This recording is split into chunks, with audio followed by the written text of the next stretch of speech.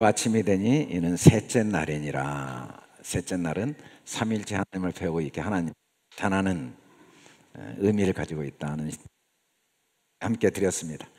삼일째 하나님의 영을 갖게 하시고 그 삼일째 하나님을 배우게 하셔서 삼일째 하나님을 나타내신 하나님, 이게 하나님의 생각입니다. 그리고 하나님은 그걸 반드시 이루십니다. 이런 비전을 어떻게 이루시는가를 오늘 14절에서 자세히 설명을 해주십니다. 하나님이 이르시되 하늘의 궁창에 광명체들이 있어 낮과 밤을 나누게 하고 그것들로 징조와 계절과 날과 해를 이루게 하라. 하늘의 궁창에 광명체들, 그리고 낮과 밤을 나누게 하신 내용은 우리가 다음 시간에 함께 살펴보려고 해요. 오늘은 그것들로 징조와 계절과 날과 해를 이루게 하라라는 말씀의 의미를 함께 나누고자 합니다. 하나님은 우리를 향한 생각이 있으시죠. 그걸 하나님의 의도와 뜻, 하나님의 비전입니다. 하나님은 그 생각을 또 경영하시죠. 그리고 그 생각을 이루시는 분입니다.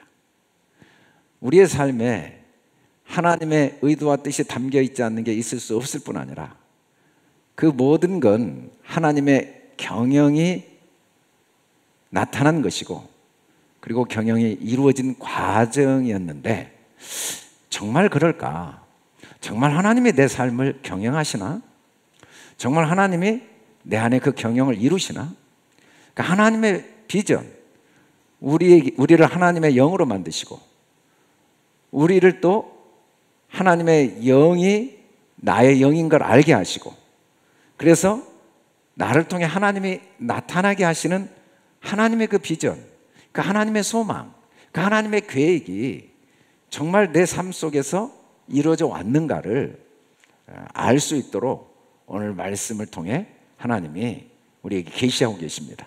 내 삶이 하나님의 경영이었다는 사실, 그리고 하나님의 경영이 이루어지고 있는 과정이었다는 사실, 하나님의 비전이 이루어진 과정이었다는 사실, 그리고 앞으로의 내 삶은 하나님이 경영하시는 삶일 수밖에 없고 하나님의 비전이 이루어지는 과정일 수밖에 없다는 사실을 어떻게 우리가 알 수 있을까를 오늘 설명해 주시는 말씀입니다. 히브리어로는 바이오멜 엘로임 에이 메오르트 비르케아 하샤마임 레하브딜 벤 하용 우벤 할라일라 베 하이브 레오토트 올르 모아딤 올르 야밈 베시하님, 뭐 이런 글자들로 아주 기록되어 있는데, 우리가 이 넷째 날에 대해서 하나하나 몇 주 동안 살펴볼 거예요. 근데 오늘은 그 베 하이브 레오토트 올르 모아딤 올르 야밈 베시하님, 이 징조와 계절과 날과 해를 이루게 하라 라는 말씀을 기초로 함께 살펴보려고 합니다. 하나님이 하시는 일들이 많았어요. 여기 보니까 그동안에 첫째 날부터 지금까지 하시는 일이 많았고, 넷째 날에는 궁창, 하늘의 궁창에 광명체를 만드셨거든요.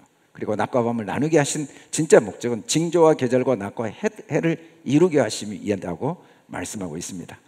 징조, 이 징조라는 히브리어 그림 문자는 레오토트인데, 라메드, 이 라메드는 하나님이 우리를 가르쳐서 존재하게 하신 모든 걸 의미합니다. 우리가 나를 알잖아요. 아내도 알고 남편도 알고 자녀도 알고 역사도 알아요. 우리 조상들도 알아요. 더군다나 우리 미래를 예측합니다. 우리 자녀가 앞으로 자라서 어떤 일들을 하게 되겠다. 우리나라는 앞으로 어느 길을 가게 되겠다. 뭐 우리가 계획한 일들이 건축을 시작하면 뭐 몇 년 후에는 건물이 완공되겠다. 이런 예측도 다 하잖아요. 그게 라메드, 하나님이 우리 안에서 우리에게 가르쳐 주신 겁니다. 그걸 다 할 수 있는 능력을. 근데 하나님이 정말 우리의 육체의 삶을 통해, 우리가 삶을 통해 다 배운 거잖아요. 육체의 삶을 통해 정말 가르치고자 하시는 건 오트, 이게 표적이에요. 레오트트인데 오트가 표적인데, 이 오트가 알레프트 타브, 하나님이 누구인가는 알레프트 타브라는 글자 속에 다 계시되어 있어요. 알파와 오메가, 시작과 끝. 그리고 그 하나님이 누구인가를 보여주는 알레프트 타브는 하나의 표시로서, 타부는 표적도 되고 표시도 돼요. 근데 표시로서 가르쳐 준다라는 의미인데, 이 징조라는 의미를 다른 말로 하면 예수가 그리스도임을 표시해 주는 겁니다. 표시는 그 자체는 목적이 아니에요. 목적지가 있죠. 표시를 할 때, 자, 이 길로 오세요, 표시를 해놔요. 또 방향을 가르쳐 주죠. 이 방향으로 가세요. 방향을 가르쳐 주고 목적지를 가르쳐 주는 게 표시입니다. 표시만 보고 있으면 아무 의미가 없어요. 그 표시가 뭘 가르치고 있는가, 어느 길을 지시하고 있는가, 목적지가 어딘가를 알도록 하는 도구가 표시죠. 표시. 삶은 표시다. 이게 징조입니다. 너희는 포피를 배워라. 이것이 너와 너희 사이의 언약의 표징이니라 라는 이 표징도 오트예요. 이것도 징조입니다. 똑같은 오트를 한글 성경에는 징조, 징표, 표시, 표적 이런 단어로 번역을 했지만 의미는 다 오트예요. 동일한 것. 그런데 이 세상은, 삶은 표시인데 뭘 표시하고 있냐면 예수가 그리스도인 걸 표시한다는 말이에요. 근데 예수가 그리스도라는 게 뭐냐? 이 땅에 오신 예수님은 하나님이 언약하신 분이시고 그 언약을 반드시 지키신 분임을 증명하신 분이십니다. 그래서 예수가 그리스도다라는 말은 보이는 모든 건 언약이 담겨 있다는 거예요. 그 속에 언약을 우리에게 보여주고 있는 거죠. 만일에 우리가 삶만 산다면 의미를 잃어버린 겁니다. 그리고 그 삶을 통해 주시는 진짜 축복을 경험할 수가 없어요. 그러나 그걸 표징으로 본다면, 그 삶을 통해 가르치고 있는 언약을 발견한다면 삶의 의미를 발견하게 되고, 삶에 하나님이 우리를 위해 만들어 놓으시고 준비해 놓으시고 예비해 놓으신 복을 누릴 수가 있겠지만, 만일에 삶을 통해 언약의 표징을 발견하지 못한다면 전혀 의미 있는 삶을 살 수가 없을 뿐 아니라 하나님이 우리를 위해 준비하신 복을 누릴 수가 없게 되겠죠. 예수님께서 오병이어 물고기 2마리와 떡 5개로 5,000명을 먹인 표적을 행할 때 사람들이 찾아온 모습을 보고 너희가 나를 찾는 것은 표적을 본 까닭이 아니요 떡을 먹고 배부른 까닭이라고 말씀하신 건, 너희가 나를 찾아야 될 이유는 표적을 보고 찾아야 된다라는 의미거든요. 배부르는 게 무슨 의미가 있어요? 그걸 통해 표적을 못 본다면. 배고픈 게 뭐가 문제가 돼요? 만일에 그걸 통해 표적만 본다면. 그러나 표적을 보지 못하면 아무 의미가 없다는 걸 가르쳐주고 계신 거죠. 삶의 모습은 다양하지만 어느 것 하나 표적 아닌 게 없습니다. 보이는 건 다 표적에 불과해요. 보이는 것 자체는 표적에 불과해요. 며칠 전에 한 분이 간증하는 걸 우연히 보았는데,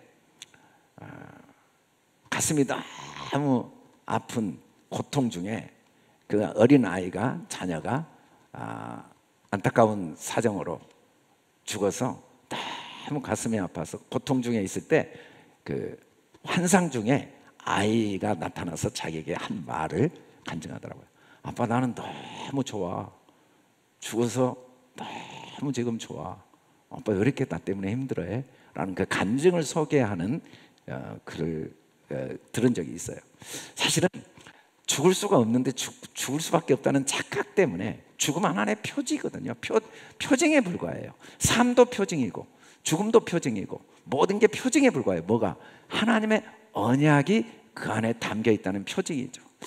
구체적으로 예수님이 사람들에게 뭐라고 이야기하시냐면, 악하고 음란한 세대가 표적을 구하나 선지자 요나의 표적밖에는 보일 표적이 없다라는 말씀을 하세요. 이 말씀은 앞뒤가 안 맞는 게, 예수님만큼 표적을 많이 행한 사람도 많지 않아요. 이 땅에 수많은 사람들이 살다 갔지만 정말 놀라운 표적들을 행했고, 심지어는 가나온 잔치에 물을 포도주로 변하게 하는 표적 정도가 아니라 죽은 나사로가 썩어 냄새가 나는데 살아나게 하는 표적도 보여줬는데, 요나 표적 외에는 보여줄 게 없다고 그래요. 아니, 그 많은 표적을 보이시고는 왜 표적을 보일 게 없다고 말씀하십니까? 이 말은 내가 보인 모든 표적은 요나의 표적이다 라는 의미입니다. 이 세상에 얼마나 많은 표시들이 있어요. 얼마나 많은 표적들이 있어요. 우리가 기도했는데 기도하고 병이 낫는 표적도 있죠. 우리가 간절히 기도했는데 돌에 맞아 죽는 표적도 있어요. 우리가 선교사를 위해 간절히 기도했는데 선교지에서 오늘처럼 순교한 표적도 있어요. 우리가 간절히 기도했더니 선교사가 몸이 회복되는 표적도 있어요. 우리가 간절히 기도했을 때 그 지역이 다 복음화되는 표적도 있어요. 수십 년을 전도했는데 한 명도 예수님을 믿지 않고 외면한 표적도 있어요.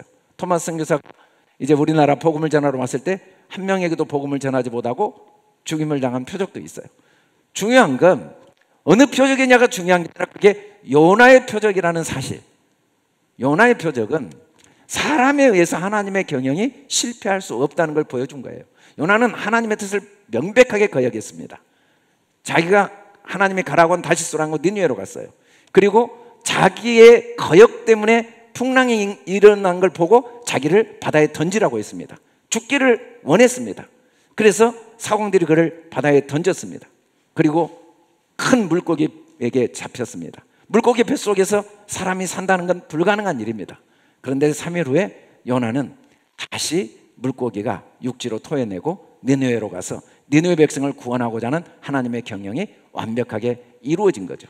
여러분, 우리의 삶에 어떤 분은 너무너무 인생이 불행하고 정말 의미 없고 실패한 인생처럼 명백하게 보입니다. 아, 저 사람은 정말 태어나지 않는 게 나았겠다. 예수님마저도 유다는 이 땅에 태어나지 않았으면 좋았을 것이다 라는 말씀이 성경에 기록되어 있습니다. 그럼에도 불구하고 그것은 하나의 표징에 불과합니다. 그 안에 하나님의 경영이 사람에 의해서 이루어지지 않을 방법이 없어요. 물론 있다는 착각은 가능합니다. 왜냐하면 우리 생각에 하나님이 나를 생각한 것보다 내가 생각한 하나님은 나에게 너무 관심이 없고 사람에게 너무 관심이 없고 또 내가 전능하다고 믿는 하나님은 능력이 너무 제한적이고 너무나 사람들에 의해서 그 능력이 한계가 있다는 믿음을 갖고 있기 때문에 그게 표징이 아니고 그게 언약이 이루어지지 않는 것이라는 착각은 할 수 있지만 요나의 표적밖에 없습니다. 요나의 표적에는 어느 것도 우리를 삼킬 수가 없습니다. 결국은 하나님의 경영이 이루어집니다. 우리가 죽는다고 하나님의 경영이 멈추겠습니까? 죽음은 우리를 삼키지 못해요. 우리가 하나님을 거역한다고 내 속에 하나님이 두신 선하시고 기뻐하시고 온전한 뜻이 이루어지지 않을 방법이 있겠습니까? 물론 우리는 일단은 확신을 가질 수는 있죠. 그건 자기 경험과 생각이지 성경이 계시하고 있는 하나님일 수는 없다는 거예요. 하나님은 세상의 삶을 모형, 그림자, 징조로 주셨어요. 모든 게 다 언약의 표징입니다. 언약이 반드시 이루어지는 표징으로 주셨다는 사실을 바꿀 수는 없어요. 그러면 하나님이 그 언약의 징조를 우리에게 어떻게 깨닫도록 도우시는가? 어떻게 깨닫도록 도우시는가? 계절을 통해 깨닫도록 도우십니다. 계절이라는 올르 모아딤이라는 히브리어 글자를 그대로 의역을 하면 하나님의 인격이 사람 안에 옮겨져서 하나님과 함께 구별됨이라는 의미를 가진 그림 문자예요. 사실은 이 바브 라메드는 이 연결부사와 목적 조사로 보통 문법으로 이야기를 해요. 근데 여기서 계절은 모아드가 계절입니다. 그리고 이제 모아딤이라는 뒤에 요드mem은 복수를 의미하는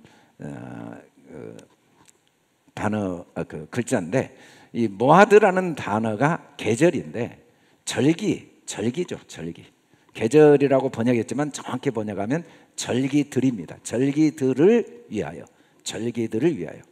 이 절기는 그 글자가 어떤 의미를 가지고 있냐면 하나님의 인격이 사람 안에 옮겨져서 사람이 하나님과 함께 하나님의 사람으로 구별되어짐이라는 의미를 갖고 있어요.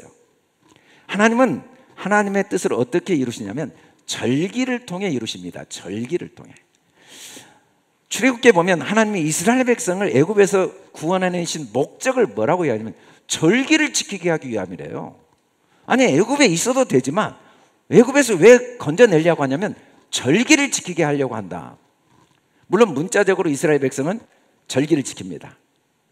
초하루 절기를 지키고 안식일 절기를 지키고 또 상번제 절기를 지키고 그리고 7 절기, 유월절, 무교절, 초실절, 초막절, 수장절 이 절기를 지키고 그리고 희년의 절기를 지키고 안식년의 절기를 지키고 수많은 절기를 지키고 있어요. 근데 이 절기를 지킨다는 게 뭔지를 이사야 선지자는 이렇게 말합니다. 너희가 거룩한 절기를 지키는 밤에 하듯이 노래를 부를 것이며 피리를 불며 여호와의 산으로 가서 이스라엘의 반석에게로 나가는 자같이 마음에 즐거워할 것이라. 절기를 지키게 하신다 이 말은 노래 부르게 하시겠다는 거예요. 피리를 부르게 하시겠다는 거예요. 마음이 항상 반석 위에 딱 견고하게 있게 하시겠다는 거죠. 마음이 항상 즐거움이 넘치게 하시겠다는 거예요. 물론 문자적으로 이스라엘 백성이 수많은 절기를 지키고 우리도 부활절을 지키고 성탄절을 지키고 또 사순절을 지키고 그런데 절기를 지킨다는 진짜 의미는 뭐냐면 하나님의 인격이 우리 마음에 옮겨지는 건데 하나님의 인격이 옮겨지면 노래하게 된다는 거예요. 피리를 불게 된다는 겁니다. 피리를. 그리고 마음이 흔들리지 않아요. 흔들리지. 상황은 수없이 바뀌지만 절기의 특징은 바뀝니다. 아무리 겨울이 추워도 오는 봄을 막을 수 없고 아무리 새싹이 솟아나는 만물이 솟아나는 봄이 좋아도 오는 여름을 막을 수 없고 아무리 무성한 여름이어도 이 가을을 막을 수 없고 또 모든 나무와 열매가 다 떨어지고 앙상한 가지만 남은 겨울을 막을 수 없는 게 절기예요. 우리나라는 옛날에 48절기, 24절기 또 여러 절기들이 있습니다. 절기. 이 절기를 막을 수가 없어요. 근데 이 절기에 대해서 사람들은 다양한 생각을 할 수는 있습니다. 나는 봄이 좋아. 나는 여름이 좋아. 나는 겨울이 좋아. 나는 가을이 좋아. 나는 정말 여름이 너무 싫어. 나는 겨울은 정말 딱질색이야. 다양한 자기 생각을 하는 건 자유고 그건 자기 경험이지만 계절의 좋고 나쁨은 존재가 불가능합니다. 그냥 계절은 계절이에요.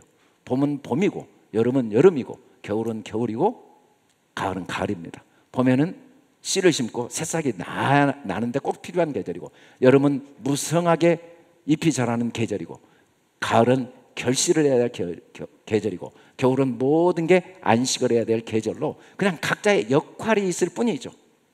다만 사람들은 다양한 자기 견해를 가질 수 있어요. 우리 삶의 계절은 끝없이 경험되어집니다. 어떤 분은 지금이 겨울인 경우가 있어요. 그럼에도 불구하고 그 사람도 봄을 경험할 때가 있습니다. 아니 가난한 사람이 일생 겨울이지 그건 불가능해요. 아무리 가난해도 또 그때 누군가가 작은 도움이 큰 재벌이 돈을 번 것보다 큰 봄을 경험할 수는 있어요. 아무리 봄을 경험해도 그 도움이 아무리 나를 황홀하게 하고 기쁘게 해도 또 다음 여름으로 넘어가는 걸 막을 수가 없습니다. 다 지나가요. 어떤 경험도 지나갑니다. 경험을 붙잡을 수 있는 사람은 아무도 없고 경험에 멈춰 있을 사람도 아무도 없어요. 계절 계속 흘러가는 거죠. 지나가는 거죠. 그리고 그 지나감 속에 우리는 좋고 나쁨을 끊임없이 말할 수는 있지만 그건 우리의 미숙함, 우리의 아직 하나님의 인격이 옮겨지지 못해서 나의 옛사람, 겉사람의 인격으로 보기 때문에 그 계절에 대한 평가를 할 수는 있지만 계절이 다 노래하고 피리를 불고 즐거운 일이 아닐 수는 없습니다. 하나님께서 이스라엘 백성들에게 정한 때 성회로 공포할 여호와의 절기니라 라고 했는데 계절은 또 다른 의미는 모임을 의미합니다. 하나님은 증표를 어떻게 우리에게 하나님의 인격이 내 안에 경험되어지냐면 관계를 통해 모임을 통해 우리가 함께 이렇게 예배를 드리고 교회를 세우고 또 전도를 하고 이런 모든 이유는 징조를 배워가는 과정이에요. 모임이 없으면 하나님의 어떠함을 깨달아 알 수가 없어요. 그 하나님의 인격을 경험할 수가 없어요.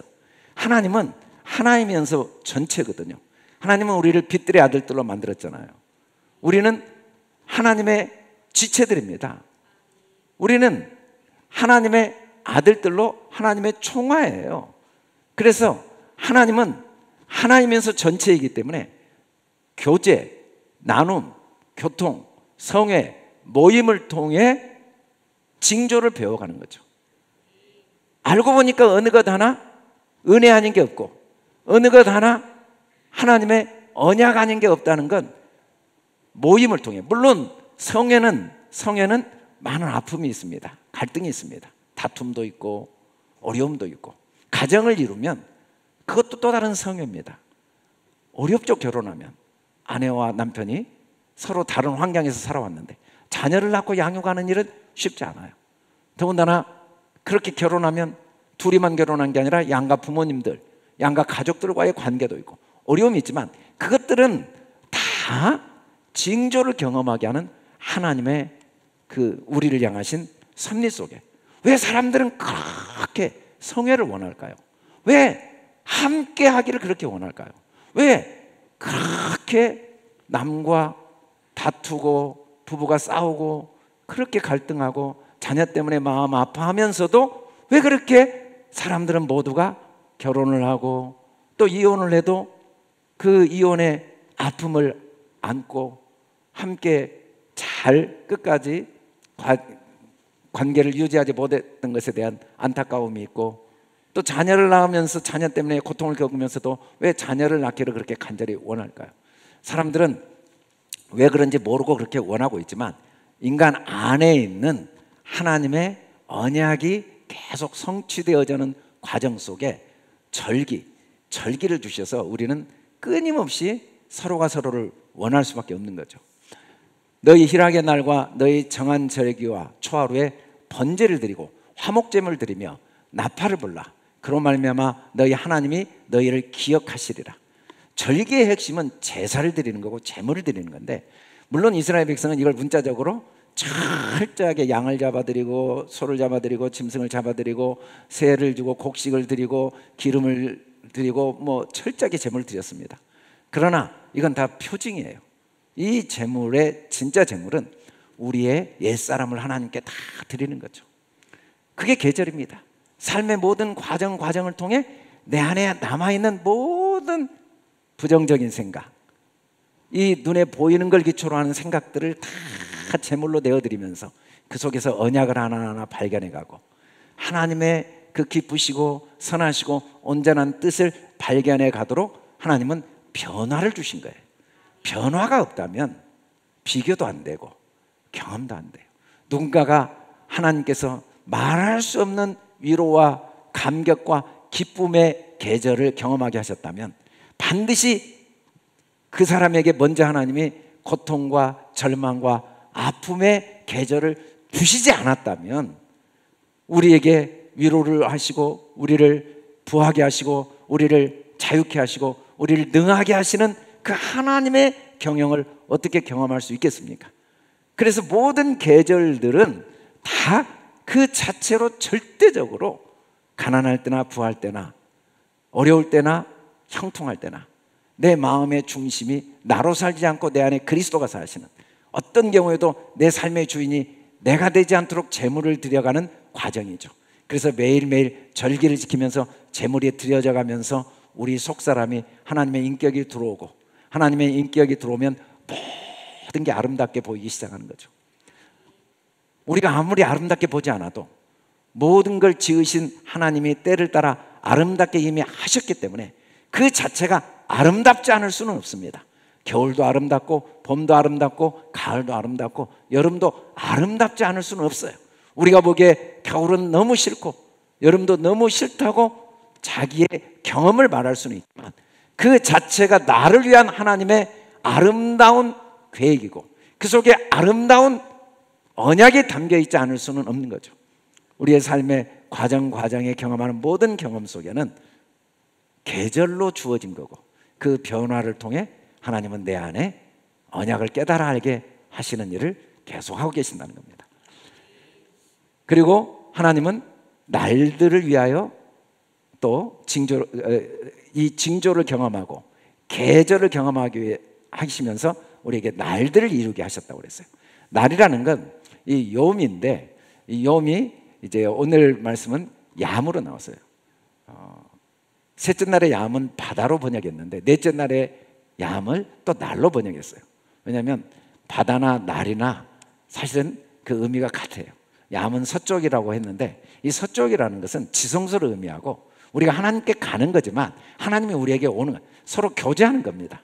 사실은 이 징조, 이 계절들을 통해 하나님은 자기 인격을 우리에게 주시는 정도가 아니라 우리가 온전한 하나님의 형상이 되어서 우리도 하나님을 사랑하고 우리도 하나님을 섬기고 우리도 하나님을 나타내는, 하나님과 교제하는 그런 목적, 그런 비전을 이루기를 원하시는 거죠. 자녀는 부모가 양육을 하는 과정 속에 자녀가 할 수 없는 걸 요구하지 않습니다. 그리고 할 수 있도록 도와주면서 계속 스스로 자녀가 부모를 공경하도록 또 자녀가 부모를 섬기도록 계속 할 수 있는 능력을 공급해주고 어느 날 그 자녀가 부모를 이제 섬기는 때가 옵니다. 그러나 일반 스승들은 할 수 있는 능력 있는 사람들을 택하여 가르칩니다.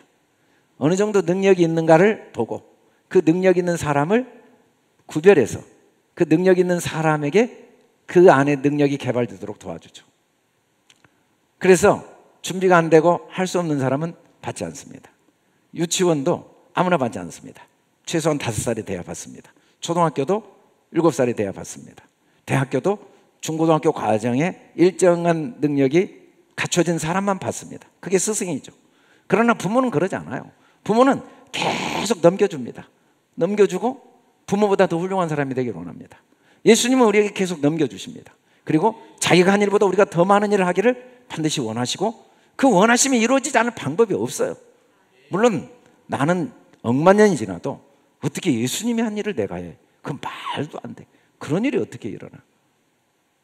그건 뭐 특별한 몇몇 사람들이나 가능하지 라는 착각을 할 수는 있지만 그건 하나님이 내가 생각할 때 너무 문제가 많은 하나님이라는 견고한 믿음 때문에 그렇지, 하나님이란 분이 자기 자녀를 자기가 한 일보다 더 크게 더 큰 일을 하게 하시겠다는 그 경영이 실패할 방법이 없어요.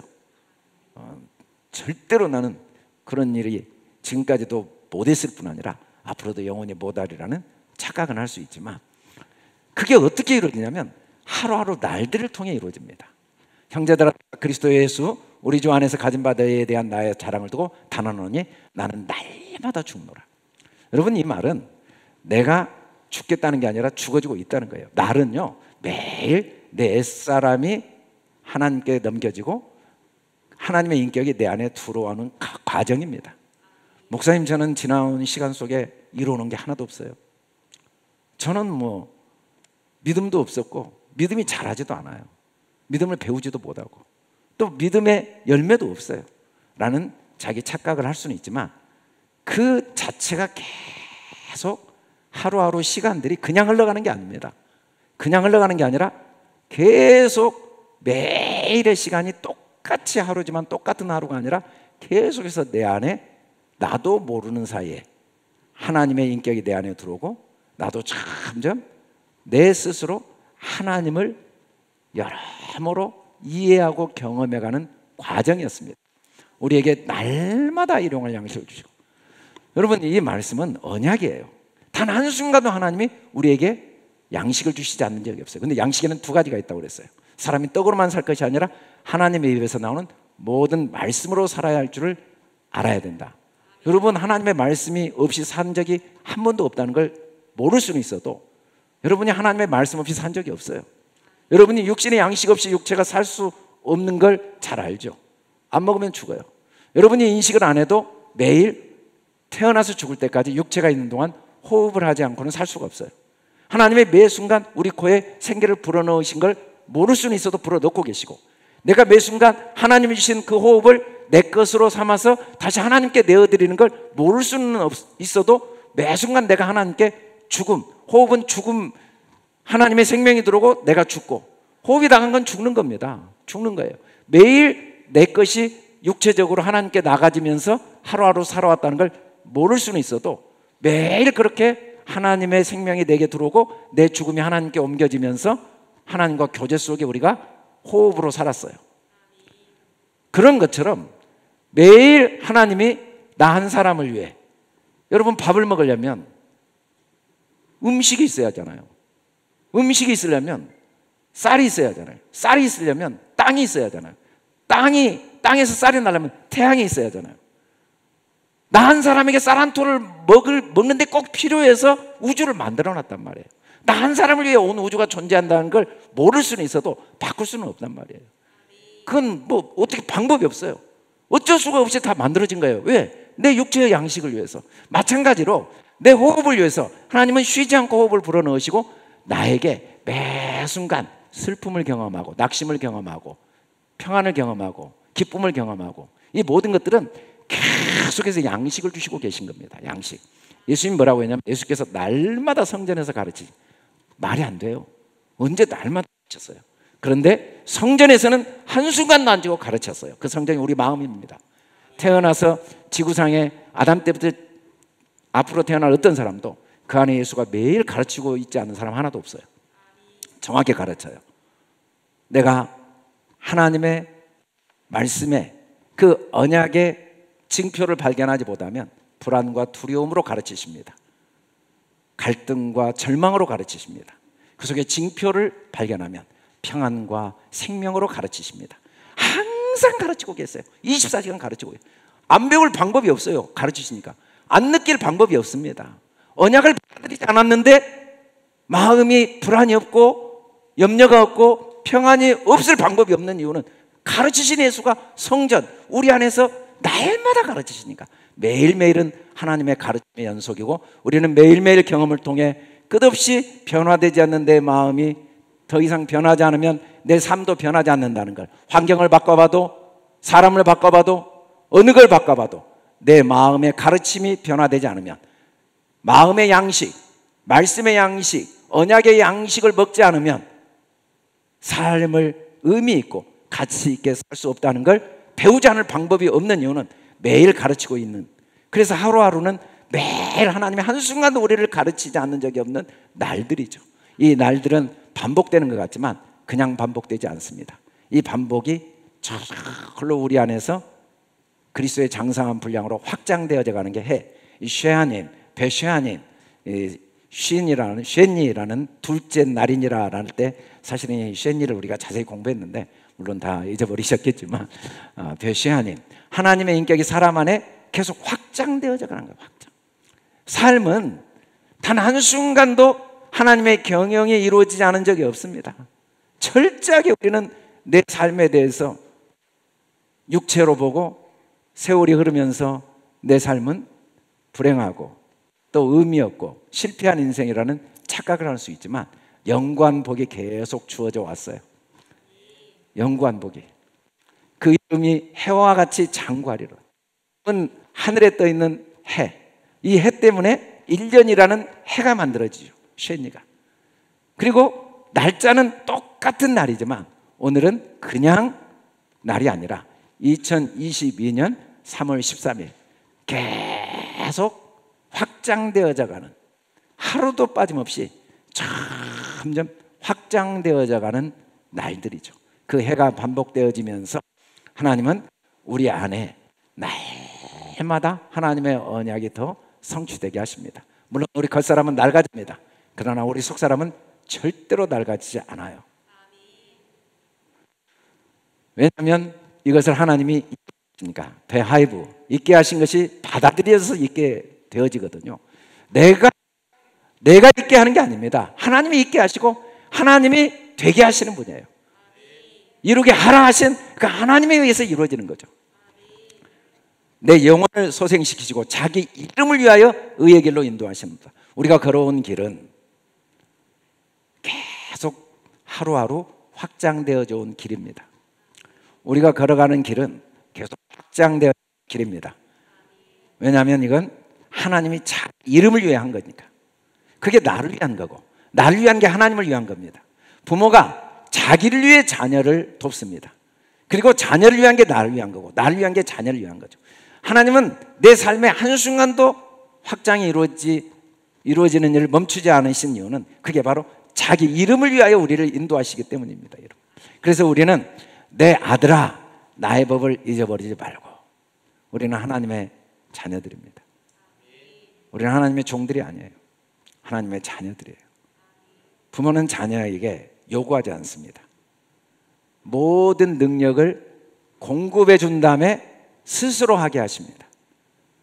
스승은 제자에게 요구할 수 있죠.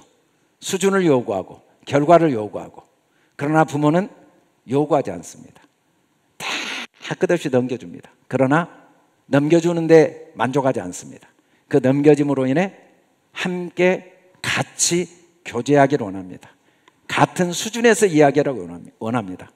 계속 명령하고 계속 돕는 것, 더 이상 명령이 필요 없는 사람으로 만들기를 소망하고 그 소망을 포기할 수 없기 때문에 부모는 자녀를 계속 돕습니다. 하나님은 우리의 아버지입니다. 우리가 나의 법을 잊어버리지 말고, 하나님의 성경 66권은 다 언약인 걸 잊어버리면 안 됩니다. 아버지가 자기의 모든 사랑과 능력을 내게 넘겨주기 위한 말씀인 걸 잊어버리면 안 됩니다. 그걸 잊어버리지 않으면 장수하여 많은 해를 누리고 평강을 얻게 됩니다. 여러분, 우리의 삶의 계절들 다 아름다운 겁니다. 어느 것 하나 하나님의 언약이 담겨 있지 않은 게 없습니다. 내 삶에 어느 것 하나 하나님의 나를 향한 그 기뻐하시고 한 뜻이 이루어지지 않은 적이 없습니다. 인자와 진리가 내게서 떠나지 말게 하고. 여러분, 하나님을 진짜 사랑하십니까? 진짜 하나님을 사랑하고 싶습니까? 진짜 하나님의 뜻을 이루고 싶습니까?